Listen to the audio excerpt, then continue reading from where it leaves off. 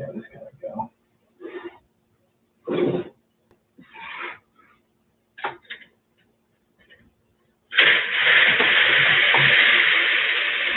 I'm on YouTube right here.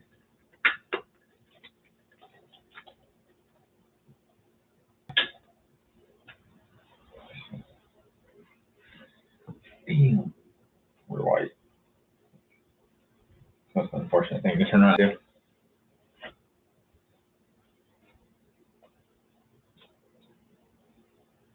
Go away. Come on.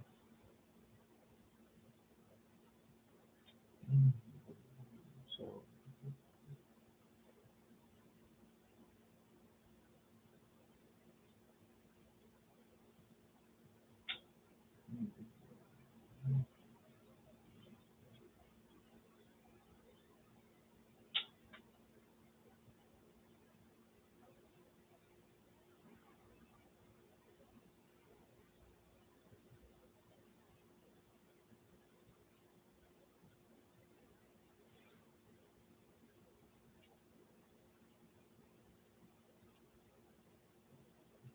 I don't even fucking get it. Why is oh, is it supposed to be? Oh, it is gonna be backwards again. That's fine. It's a different table. Hey.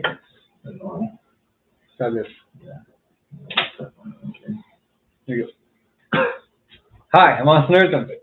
And I'm Taylor.patten, and welcome to the Kitchen Table Podcast. We're to motivate, educate, and relate to you guys, sharing our stories, helping you get 1% better in all areas of your life. Welcome to this week's episode. We are in episode number 50, the big 50. Also, shout out to my dad. Happy birthday a couple of days ago. He turned 50 as well. Happy birthday. I love that you stopped recording, by the way, on the phone. I know. I also love how every time you say I'm ready, and then I record, I and then you cough. It just doesn't work. I want to get ready. I want to cough. True showman just doesn't need to get ready. They're always ready. I know. Anyways, I'm just not that good on this week's episode is a main component of the reason we wanted to have this season talk about the different types of love. So it's going to be hopefully about 30 minutes of just jumping into the love. I like saying it like that. It's like a TV commercial. Why'd you look at me like that? I don't know. I guess I'm in love with you. Anyways, I'm ready. We'll talk about challenge recap last week. That was to ask somebody why they date you or why they would want to be with you. We both did not do it, so that's good. Yeah, I looked at it and I was like, yeah, I should ask Steph. And then she was on her bachelorette party and we didn't really talk much. And then I forgot too. So it is what it is. But Taylor, if I was dating you, yeah, I would. What? Are you gonna ask me the question? No, I'm gonna say why I would date you if I was a girl. Oh yeah, to love, laugh, and drink wine. Yes, exactly. And you're just an easygoing guy, and I think that you'd put them first, and I think that's important in a relationship that I'm not very good at. There you go. There's yours for you. Thank you. I did it, Taylor.patten. Went down the wrong tube. At least I'm not the only one who's coughing. Yeah, I never cough, so that's the start of the episode. All right, anyways, quote of the week this week. Oh, you're not going to go over you? What is it that you show Taylor.patten? Well, I'm not going to ask myself why I date myself. That sounds dumb. I was going to ask you, but then you hopped in. It would actually start coughing. It's more like why you're supposed to say I would date you because, and then you say it. Oh, why would you date yourself? Well, because I answered why me. Okay, I answered for me. I would date me because there's no good reason. Because I'm very organized and I will help that person reach their full potential. And then I also think that I'm a relatively funny person and fun person to be around. I always tell Steph she'll never be bored with me. So I think that's a good, and I got a good outlook on life. I feel like positive person for the most part. I think that's important. Yeah, I'd agree. You're always pushing people to be their best. That's what I would say. Yeah. Quote this week. I have no idea who it's by. I actually found it. Picture. You should look on our Instagram. The picture is pretty good. It says, talk with the people who make you see the world differently. And I said to find that crowd that helps you do that. Why do you think that would be important, Taylor? To talk with the people that makes you see the world differently. It just adds your perspective.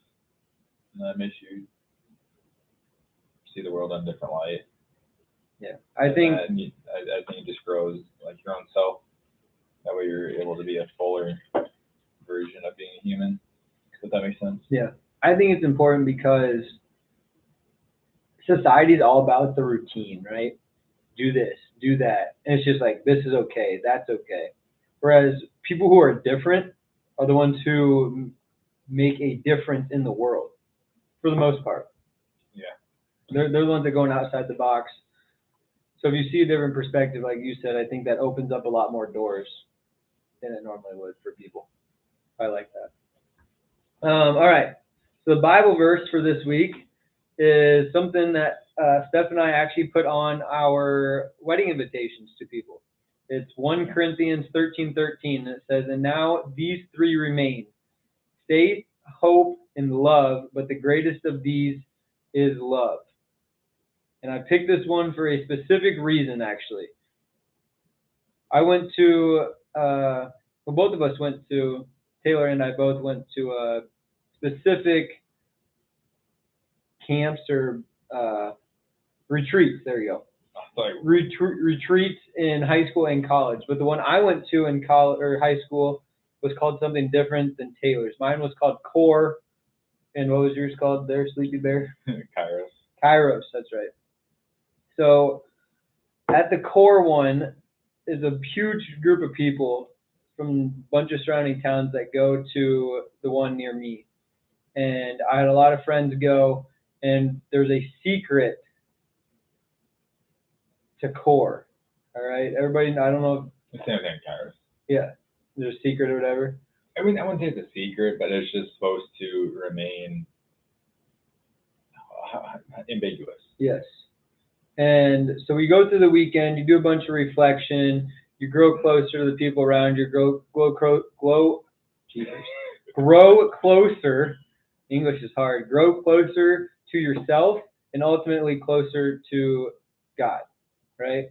So I was reflecting throughout this, and at the end of the third day, everybody's welcome to stand up and say what they learned from the weekend. And I stood up and I was very emotional about it because I had to miss a big soccer tournament to go to this retreat instead. And I would never change my decision in 100 years. Would never change it.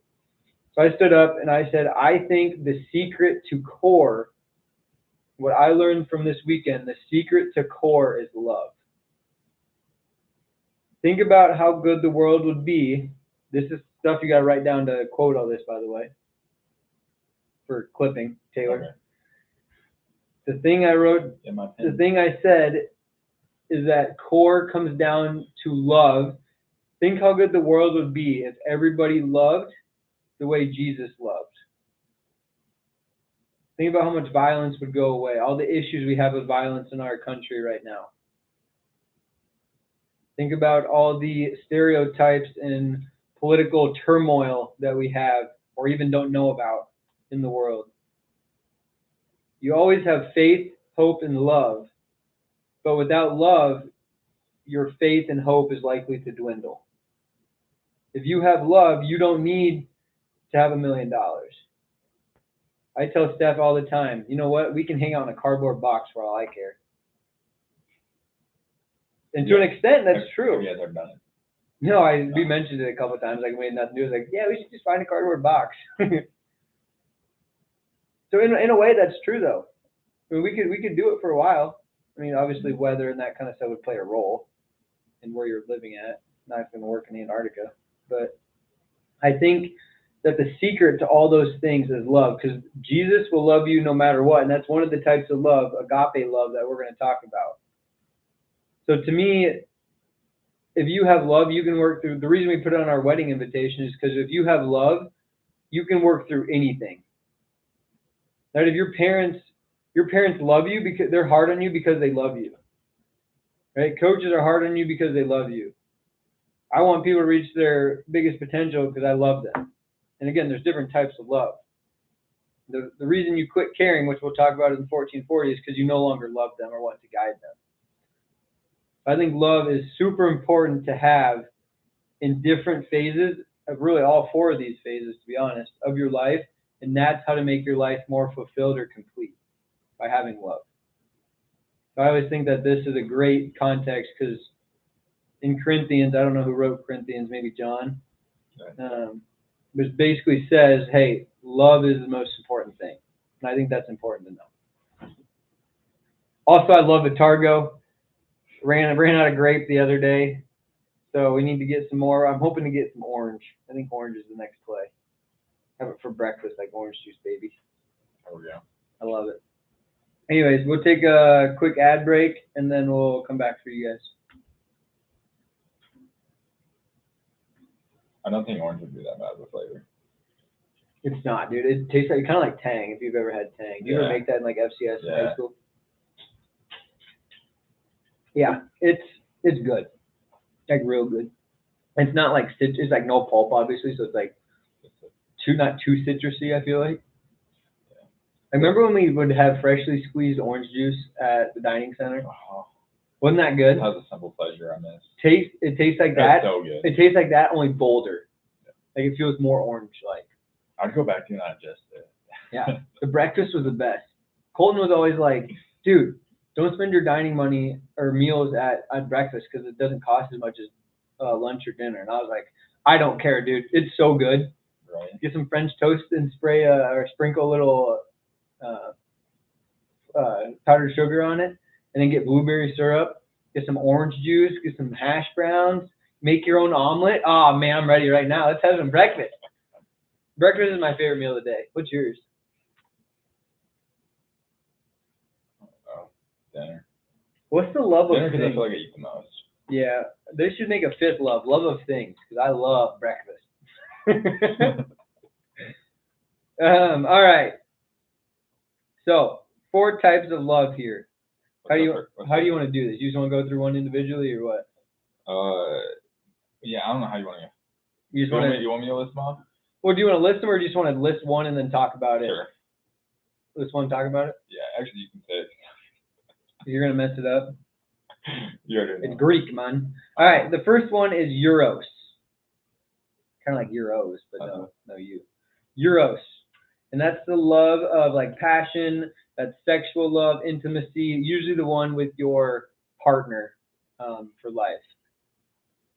So that would be like Steph and I, or your parents, that type of love.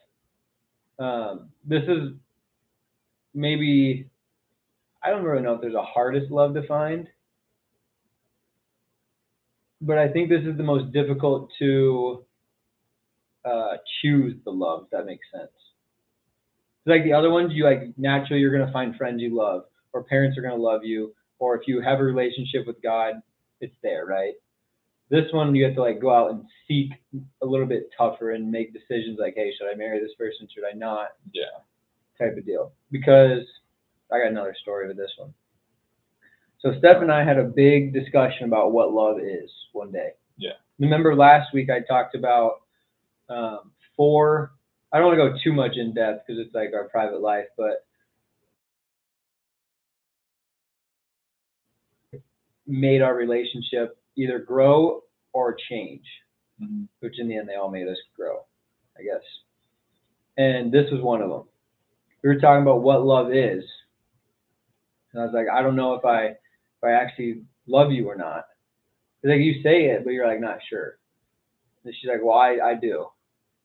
And I was like, why? And then we had a discussion about why. And then I talked to another friend of mine who recently got married, and I was like, how did you know you loved her? And he's like, yeah, it's a difficult thing. But he said, I don't think that love is like love at first sight and then you just have it. Like love is difficult, and it's a lot of sacrifice, a lot of fighting. You good? Yeah. Oh, but I thought you had something to say. Right on. Oh, but he said, I think that you choose to love somebody. Like everybody says, oh, there's more fish in the sea. Yeah, there is. Yeah. there's probably 10 people in the world you could marry. Or it might be 50.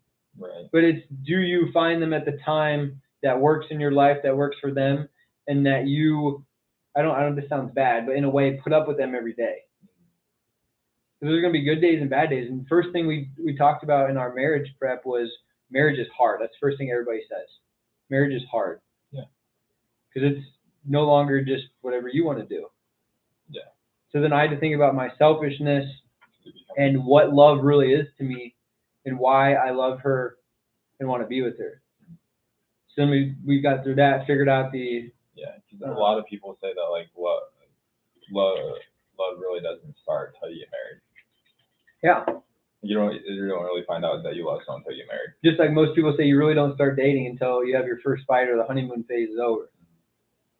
Because everything's just, oh, yeah, yay. You can do that again. Yay, yay. Everybody can see the dance I got going, too. So I think this is a very difficult love to find. Yeah. Because you don't know who that person is until you know. Yeah. We talked about that last time. Yeah. I guess since you're at the opposite end of the spectrum as me, when I mean, not like opposite, but you know what I mean. Yeah. Taylor's never had a relationship ever. He doesn't even look at a girl. But what, like, I'm too pure for that. Because you're getting older. Like when Steph and I first started dating, we're like, we're in this to get married, and if it doesn't work out, we're gonna find that out relatively quick. Like we both wanted, like we're not just gonna mess around. We're 20 years old, 22 years old, you know. Yeah. So like now that you're, like, what would you look for in a love scenario right now? I guess. Like what are some characteristics or qualities that are like, this is what I want? Like last time you're like, I want somebody with a good family, want somebody who's driven. Is that the stuff that makes you love them? Yeah. Also, like, I don't know, kind person, good person. Loyal, not toxic.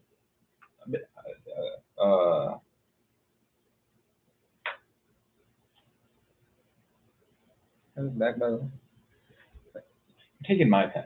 I had it out for me to start by. It's still mine.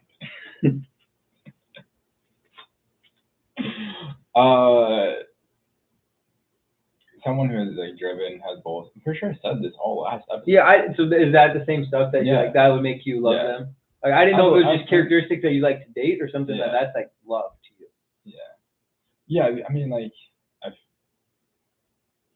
I feel like that would be love. Mm-hmm. Like again, like love is such a wide term because different types of relationships. It's the same thing with like when we talk about happiness. Yeah. And I put love in the same category. Okay. And I'd say the same. I have a list on my phone of like the person I like looking for. Really? Yeah. Does he like mine? And is it fantasy or is it real? Yours is more or less funny. Thank you. Told you never be bored with me, man. Okay. How, like, we talk about love language and stuff. So back in the day in high school, there's always like Facebook quizzes, you know, and you're like, oh, take your love language. So then one day, Steph's like, let's do love languages. I was like, this is so dumb. We did it, right? And she's like, oh, mine is quality time. So she uses it all the time on me. And then mine is like, we hate gifts. Like, gifts is not the way to us.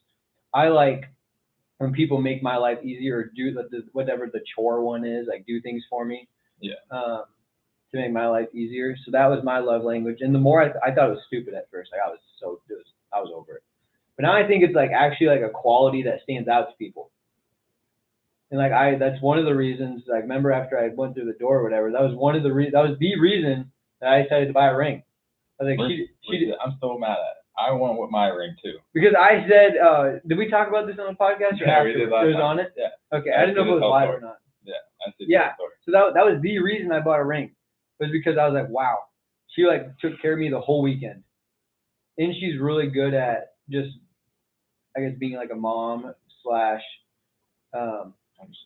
taking care of like elderly people, young people, it doesn't matter. Like when we have a kid, like I always ask her, what would you do if we're in two different places, like you're in school or I play football and you have to take our kid who's a baby on a flight for 4 hours and it starts bawling. She just said, you know what, I'd deal with it, it'd be fine. I was like, damn, if that was me, I would not do well. I was like, I'm glad I got you. So just things like that. Like what I'm not good at, she's really good at. And what I'm good at, she might not. Normally, most times people that are upset, babies crying, are men. You realize that? Yeah, because women just deal with it. I mean, they realize that, and it's like a. Everybody's almost instinct. Like, everybody's like done it. Yeah. like they went to help. They went to. Yeah. So it's. I don't know. I'd be fine with it. Yeah. If I had to take a baby on a flight, we're chilling. You got the big earmuffs on, everything. You got the Supreme shirt on. I've never owned a Supreme thing. I just thought of a brand that was the. So that's one thing. I'll like. I'm gonna get my Walmart. Don't care, especially the baby. You're gonna grow out of it. Yeah, I care less. My baby's walking around in a diaper. For all I care. Yeah, for real. Not gonna own clothes ever. No, man, ain't worth it. Yeah. Baby shower. Just give me some cash, homie. Anyways, what's your love language? Do you have one? I think quality time's up there. The other ones are like gift giving, the chore one. I don't like that. I don't like quality time. There's also like there's a fourth one. Yeah. There's 5. Oh, is there 5? Yeah. Is there like touching or physical touch? Physical touch. There you go. I think quality time. Quality time. I think would probably be it. What defines quality? Me and Steph and I argue about this sometimes because she always wants to hang out just us, and I'm like, let's have a big group. See, I think intentional. Like it's a good word. And that more than quality time, more like intentional. Like I feel like I think I'd be with you too. I think I'd rather hang out in a big group. What's intentional time? I think, but if you like, I think I also want intentional. Like intentional mean like we have like I don't want to say set plans. We have set time where like it's just us doing whatever like we have planned or whatever. We're just like chilling, hanging out, playing in a cardboard box. Really, at the end of the day, I don't think it matters. Mm-hmm. And it's just you and her doing whatever you have planned. Yeah. And being present. Yeah, that'd be a great word. Being present. Yeah, I do think that's important. But I think I'd be with you most of the time. I'd feel like being in a group. I guess I just also like hang out with friends. Too. Yeah, that's we're just social people. But I do think there's, again, this is why we're going to go on a date once a month, because I think that it's important to rejuvenate that love if quality time is your love language, you know? Because again, sometimes she just wants to hang out with us. Like for instance, she's been gone, like we haven't seen each other in a week, which is the longest since we've lived in the same city. Yeah. So I think it's important next time we hang out that it's just us to like catch up. It was really important back like when we lived in 2 separate towns 2 hours away. But, all right. Anything else on Euros? Sexual, intimate love. I'm good right now. All right. The next one. I'm sure we'll swing back around. Yeah. The next one is philia love, which is the love of friends. And this might be the easiest to find, but the hardest to define. That makes sense. I mean, think about it. It's right. Super easy to find friends you're close to, right? But how do you like say like, oh yeah, dude, I love you, bro, and not just in like a cool way, but like legit, like you love them. I think it comes with experiences, and that can, once again, like you can be friends for 15 years, and then another person can come in your life and be friends for 3 months. And yeah. The amount of care that you have for people or love is different. I think it depends like what you go through. And that, like, I think it's, again, the inner circle I always talk about. I think if they're in your inner circle, you gotta love them. Yeah. Another thing I think about is if there's 2 ropes, we talk about this in college all the time. If there are 2 ropes, I'm going to change the story a little bit to make it work for this scenario. No, you haven't. Okay, I was like, you're off a cliff, okay? Okay. And there's 2 ropes. And you got 2 friends that are down there. All right, one you talk to all the time, one you don't talk to all the time.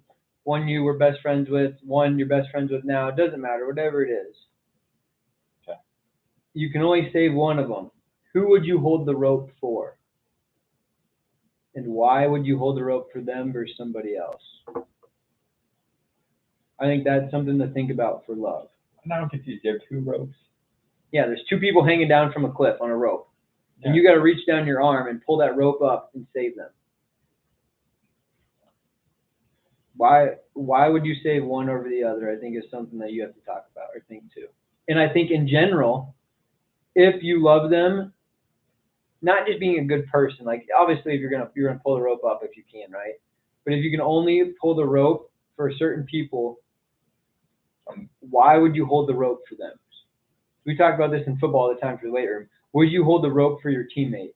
Are you accountable? Are they accountable? If you were the last person on earth, would they want to spend time with you or would they try to kill you? You know what I mean? And not take out just being a good person in general, because obviously you're going to try to save them and that kind of stuff. Yeah. Like, what makes you want to hold the rope for that person?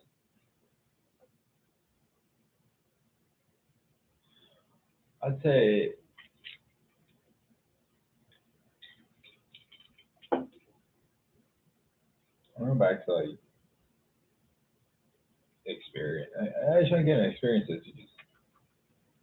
I feel like that people tend to have more feelings for people who went through more shit with them. Yeah, because you're vulnerable. Vulnerability. Yeah. And so I honestly don't remember what friend was that, but that's probably the one I picked. Yeah. I think something that comes to mind with the vulnerability is,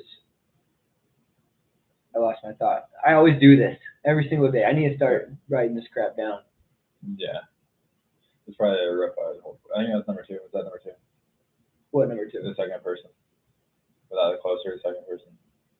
I'm going number 2. I don't know, but that's. No, it was just an example. I was just saying, like, what characteristics would you have to hold them? What characteristics? Yeah, like why this friend versus that friend. Oh, yeah. I was just using it as a scenario. You didn't have to pick one. But number 2 is the winner, I guess. Yeah, I'm picking number 2. I don't know who it is. I don't remember what you said. Oh, man. I don't remember what I was going to say, and that was actually an okay point, I think. With vulnerability. Oh, I do remember now. I think that something that comes to mind for me is when things are going well, a lot of people are in your corner.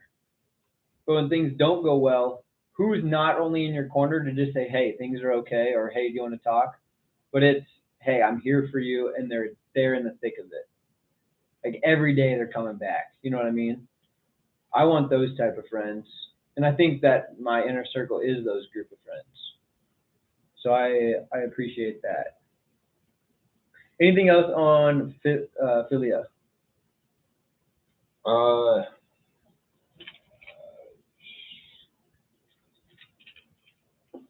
think the only thing I think it's really cool when they, I don't know, I guess like for me, like in my life right now, is like I'm connecting with old friends again. Yeah. And like after this week, I'll have met up with 2 old friends, and so just like reconnecting with them,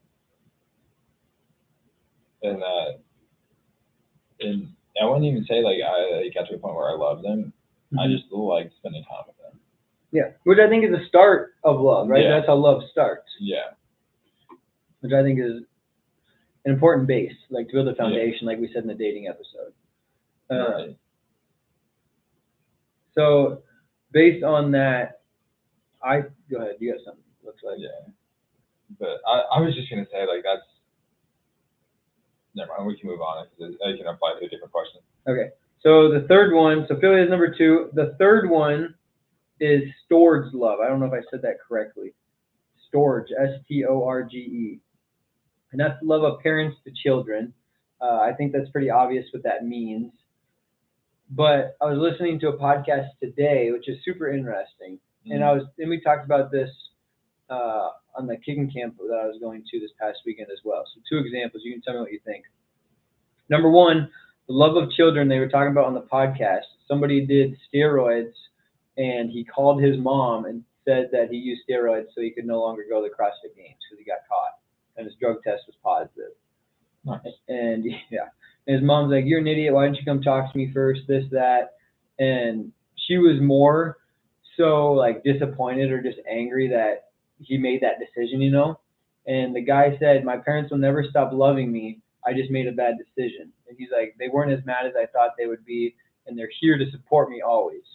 So I think that's what good parents do. They're going to support you no matter what decisions you make. Yeah. And be there and kind of be your rock.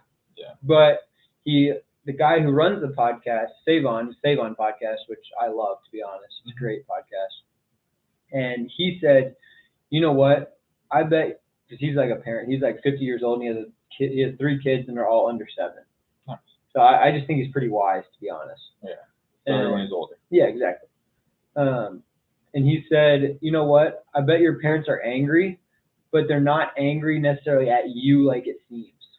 I bet they're disappointed and angry with themselves because they think that they raised you and that's the choices you made." That's how much that's love right there. That's how much parents care for their kids. I mean, they can't decide that for him, right? They can't decide that for him, and he made the decision. It had nothing to do with the parents, but the parents care that deep that they feel like they made the mistake, not the kid. Yeah. And the other example, go ahead. I was gonna say, like, which is such a blessing to be in when you have parents, yeah, and B, when they have parents that care. Yeah. It's like the thing is, like, where I work, 90% of the parents that, like, 90% of the parents of the kids we see through suck at. Yeah. Suck. I was gonna say. Yeah. They're bad. They're not good. Or they're kind of on the opposite end. They're on the opposite end. Like, they blame the kids on the choices they made. Especially some of those. I mean, if you're 18, I'm okay with that. If they're not 18, like, come on, dude. And I think it also comes down to, like, a lot of the kids also too don't have both parents in their life. Usually it's one or the other. Yeah. I mean, usually it's the mom. Yeah. And being a single parent mom, and that, like, you're not there to raise your kid. Yeah, you're there to provide. Yeah. So then on the other end, like, yes, you're providing, you're raising a kid, but you're no longer influencing them like you should. I think that's especially difficult for boys that do not have a dad. There's some stat that shows, like, how much more violent and how many crimes they commit because they don't have a father figure. It's because they learn from other people, older brothers, essentially, is what they would be called, but it'd just be older people in the neighborhood. Yeah, who likely aren't doing being a mentor. Let's put it that way. And it's the same thing, because even when I went through high school, the older kids weren't making the best of decisions, and that.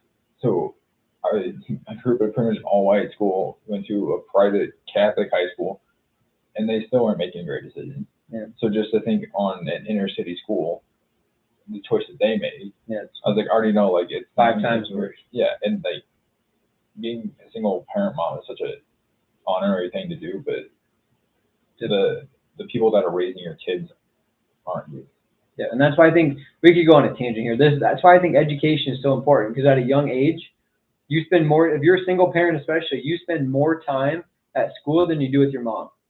Because your mom's probably working 1 or 2 shifts just to make ends meet, or whatever the word is. Yeah. Ends meet. There you go. So I think we need good teachers going off that. So anyways, the second story that I heard is we were driving home from this camp this weekend, and it was funny at the time, but I reflected on it. And a guy's like, you got to be, I use different words, but you got to be mean to your kids. And we're like, what are you talking about? And he's like, no, I'm serious. Like, the minute you stop caring, the minute you stop being hard on your kids or letting them get away with things, we were talking about, like, society and the Highland Park person, and the dad's like, I had no idea what was going on, which he might not have, but the kid, you got to realize something's wrong, and you got to, like, give them a hard time to know that what they're doing is wrong. Because the minute you go easy on them, oh yeah, do whatever you want, go smoke, go drink, go hang out with your friends, be out at night, be out till 2 a.m. The instant you start being okay with that is the instant they start making wrong decisions and thinking that they're the best in the world, you know. And then when you don't care, they know you don't care, so then it's like, whatever, you know. And now they don't like you, and now they're making even more bad decisions. So you got to be You got to be hard on your kids when it's necessary to be hard on them, because that shows that you care, and you got to discipline your kids because you need to make sure that they know what's right and wrong in terms of societal needs and what to do in certain situations to behave properly.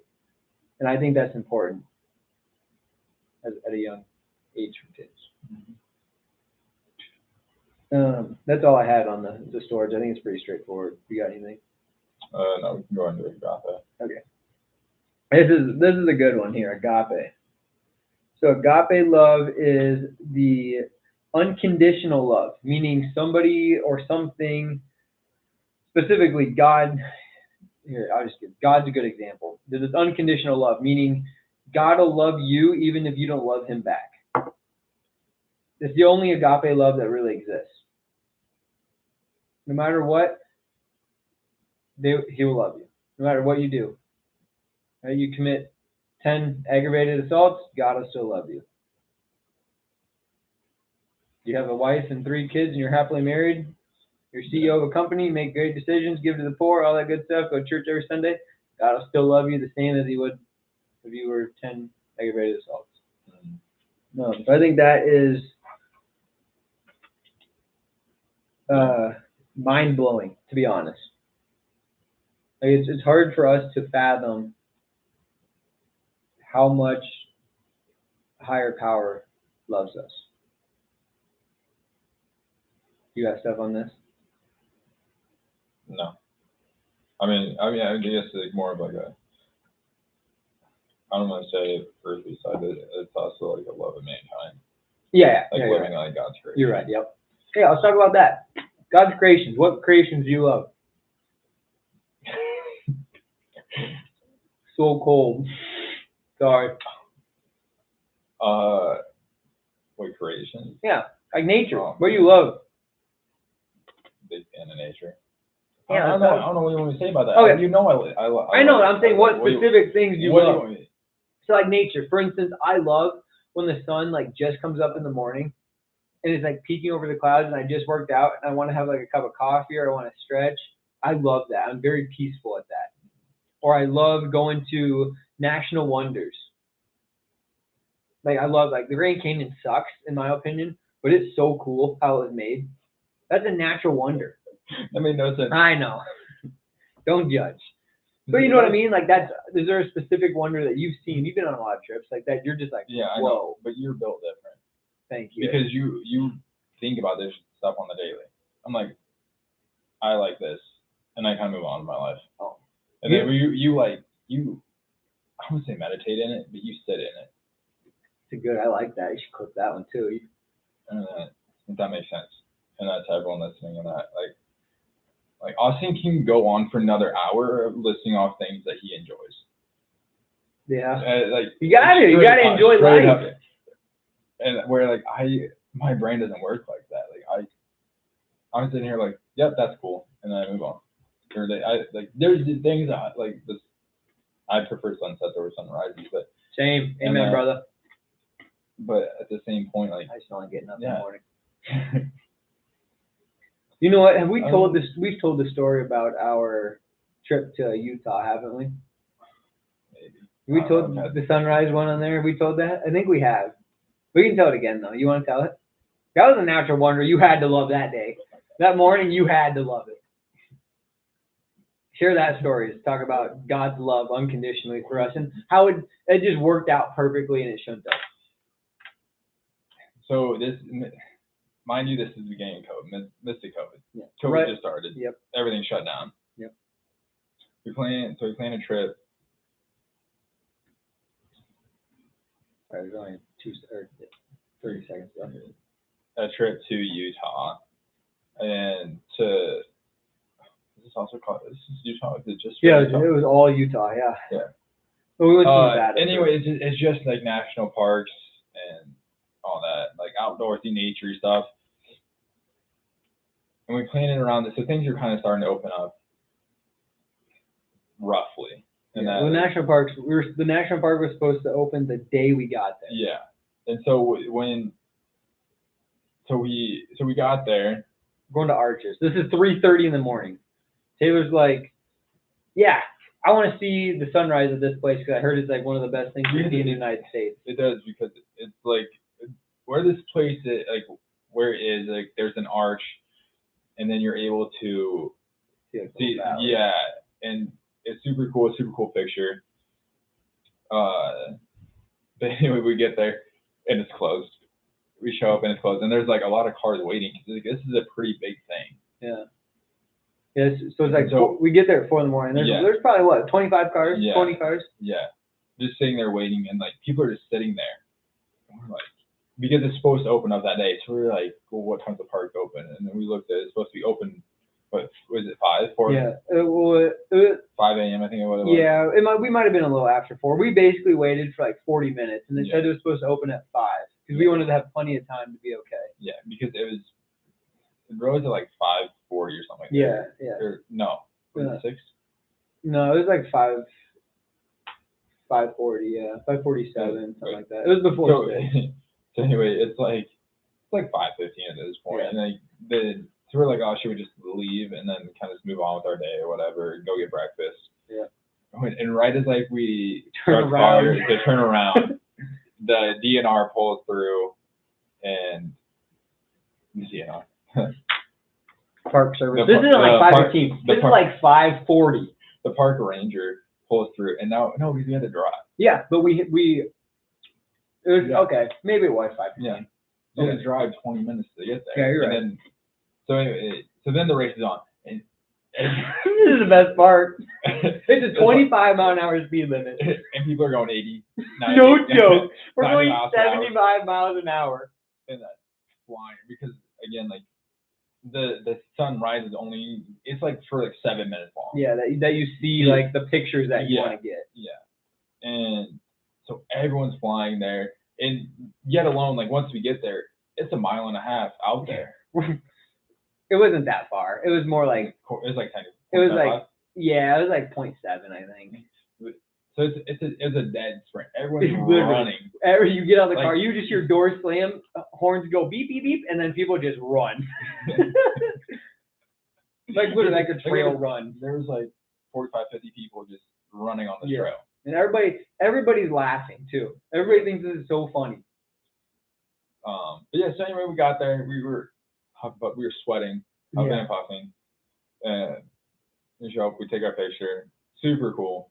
Yeah. Well, we should put it on Instagram just to show people what it was, because I have a couple good ones. I have to go back and find the picture. I still have them saved in my phone. Yeah. Did you get all the time? It was just think about God's love though. Like we're like, screw it. Like we drove all the way out here. Literally, this was like it was Arches National Park, and this was the park that we like came to see. Yeah. Because it's like one of the best ones.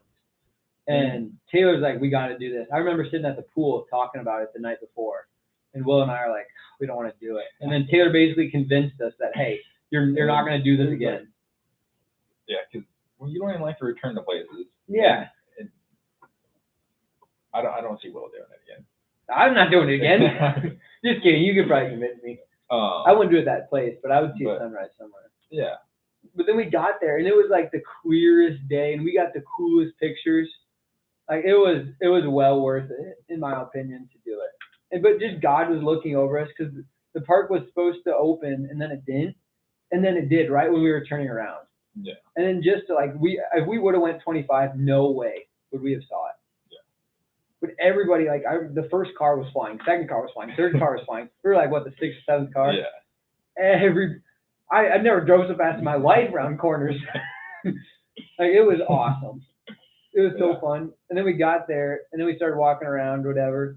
And then another instance that God was looking over on that trip is I wanted to see, it's called like the Twin Buffalo Peaks or something, in the southern part of the park.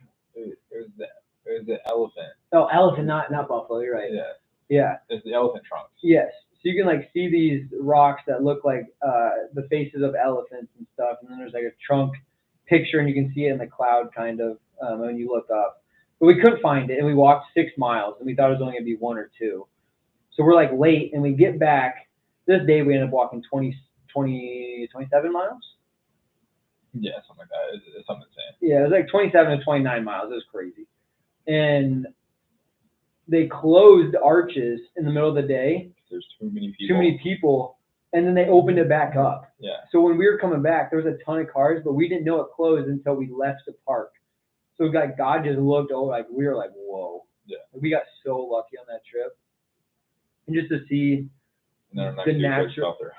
Well, not really. Well, I guess our trip up north. That's just, yeah. You guys know about our Royale.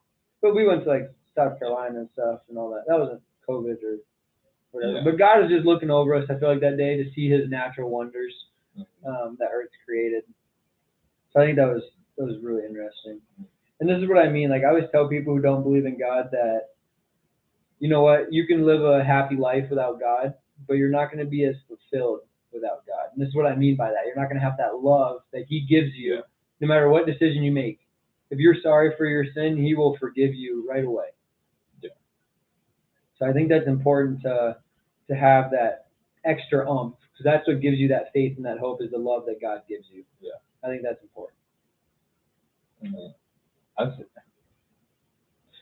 still one of my favorite days, and that was us going from the Four Corners to the sand dunes in Colorado. Mesa Verde to the sand dunes. Yes. Yeah, that was some like roads you never think about either. Yeah. Like nobody, it's not like a popular route. Yeah, it was like southwest Colorado to south central Colorado, and it's got literally the coolest drive we've ever done. Yeah. I mean, it's cool to see. Like obviously, there's like the drive in South Dakota and drive in like Key West, Florida, and stuff like that. They're like well known. Rocky Mountain National Park. But like this one's like nobody knows about. Yeah. And it's freaking cool. Highway 1 in, not Highway 1, the interstate in Santa Barbara to LA along the cliffs. That's a good one. Mm-hmm. But this one like has waterfalls randomly. We went in the springtime. It's like flowers blooming, rapids going, sun peeking over the mountains. It's super cool. You got snow, then you got rocks. Mm-hmm. If I had to go back and recreate a day, that'd probably be one of them. Go relive a day. I got a couple of days I'd like to relive. That was a good day. That was a really good day. Would you rather time travel forward or backwards? Backwards. Really? Yeah, if I do forward, then there's no reason. It's not a mystery anymore at some point. What do you mean? Like you know what's gonna happen. If you try to time travel like year 3000, not even gonna make it then. Oh yeah, heck yeah! If I could do, I know that. I thought you meant in my lifetime. Yeah, that's an option, sure. No, yeah, I meant like you're not gonna try. Yeah, just like if I could go anywhere, I'd go to outer space if I could do it. I go to Saturn or something crazy. I'm time travel forward. Yeah, but if it was in my lifetime, I'd want to go backwards. Yeah. Because I don't want to know what's going to happen in the future. I like the mystery of it. Yeah. So. Anything else with agape love? No, this is just more of a random question, but when do you, this kind of has to go with 5 love languages, but when do you feel loved or, feel like you are giving love, if that makes sense? Yeah. For me, I feel like I am receiving love. Well, my love language is when people do things for me. Yeah. So when they make my life easier so I can focus solely on what I feel like is important or I need to do, that is an easy way to my heart. I think that when people help me, like for instance, my parents supported me financially a lot to make my life also better as a kid and through college. And I think that's a form of love to me because, again, it makes me not have to worry about something else and I can focus on what I want to do. I also feel like support is a lot of love. When people support you, it's not really, I feel the love. It's not necessarily love that I need, though. It's a weird thing. So like when people support you, it's great. Yeah. And I love that because I would, like I say, I would not like to win the Super Bowl to win the Super Bowl. I'd like to win the Super Bowl because I go and find Steph and grab her from the stands and kiss her, and then give my parents a hug. That's what I want. And as the confetti's falling, that's why I want to win a Super Bowl. But if people don't support me, it's like, hey, I'm gonna do this no matter what. So watch me. So it gives me the motivation, you know. So I don't know. Maybe that's love no matter what. I do think for me giving love, I'm very good at maybe seeing the process well for people and leading them to have an expectation that, hey, you can reach this goal, or you're being an idiot right now and you got to figure it out. I'm kind of that shoulder / the person who's like real with them when they need it. And I really think that I show love by, well, there's, again, a different, like, for instance, Steph and I show love by doing a lot of the providing and making sure everything's set so that she's not nervous or worried or whatever it is, both financially and just mentally in general. I feel like for other people, I'm a role model, or they try to live through me maybe, or something like that. I think my positivity, like I said earlier, has stuff to do with that. But I'm really good. So Steph and I have like a marriage book that has 365 questions to like grow our selves toward each other, I guess. And there's like fun questions, and there's serious questions, et cetera, et cetera. But one of the questions, I don't know why I will always remember this, said, what is one thing that you do or your personality that people never know about? And Steph said, the attention to detail and things that you do without people knowing. And I said, like, that is so true. I've always thought about that. You know how many emails I've sent to people that have been like, hey, good job here, or thanks for this, or blah, blah, blah, blah. And I would say I'm not a maybe a gracious person. I don't want to say grateful because that's not true, but a gracious is what I'm looking for. Like, I'm not usually like, oh yeah, good job here, or thanks for this a lot. Mm-hmm. But like in college, I would talk to people who I saw like on the field, and I would Instagram them or be like, hey, you're a great athlete, or this or that. Reach out to them. Or like at the apartment a lot, I put the dishes away a lot with people knowing, or I pick something up without people knowing, or something like that. And then I do a lot of the little things for people that they might not see, and they're like, oh, how did that happen? So I think that that's a good way to show love, and that's something that I don't have to get credit for then, which I think is important. Because it's not really as much love when you want credit. Then you're trying to get something out of it. But I would say in general, I'm a pretty selfish person, so I'm not great at love.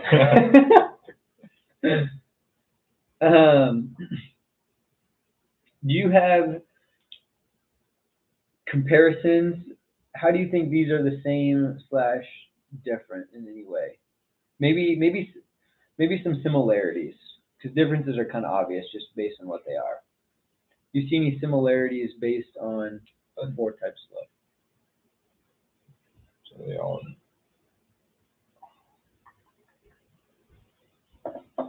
I would say they're all a lot of them are based off. I mean, again, like we talked about, like it's based off choice. I like that.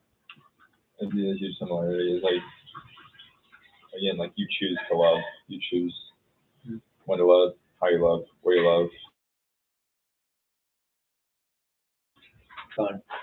This is a very generalized question. Like not necessarily with the 4 types, but what do you need to work on to love people or love God more?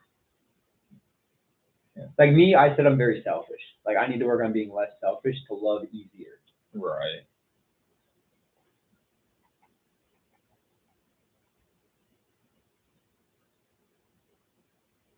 I'm gonna say this is weird, but verbalizing feelings. Yes, I would agree with that. But also verbalizing. How do I say this? Like people, I don't want to say accomplishments because that's not it. But then like when people are doing good. And verbalizing it. Yeah, like verbalizing me. That surprises me. Because you're like not a jealous person, and you're like, yeah, I love other people's success. I clap for it all the time. Yeah. So you just need to me, life's abundant, it. but I don't talk about it a lot. I don't say it a lot, but in my head or like in my, I say this probably in my life, but in your mind, you're like, hey, good I'm job. Like, yeah, and I'm like, damn, that person's a rock star right now. Like they're killing it. Yeah. That or I'll talk to other people about it too, and then like they're doing great. They're killing it. I thought you used to. When we first started the podcast, you did a good job of doing that on the Instagram page and stuff and commenting. I know, and I fell off. Back in that, yeah. Like again, like it comes in flows. Like sometimes like I'll do it, then I'll fall off for a while, and then it comes back, and then I'm back in it for 2-3 months, and then it falls off again. That should be the challenge for this week. So maybe like discipline in it. Yeah, I think that should be the challenge for this week. Is just to figure out, to reflect on what might open your heart to love more. Yeah. And then try to follow through with it. That's it. Because like I said, without love, you don't really have a ton, you know? Just like without your health, there's no really, you can't do anything. If you don't have love, then who do you got? What do you got, you know? Me, myself, and I. Yeah, well, you need more than that. It's hard to say. You need more than that. Grind through the dark. Humans need interactions of love. Both sexual and non-sexual. I love pre-cooked food. All right, well, let's sign off so we can eat then. Yeah. All right. Appreciate you guys listening. Don't forget to challenge this week and catch 1440 on Thursday. Appreciate you guys listening, and we'll catch you on Thursday. Love you. Bye.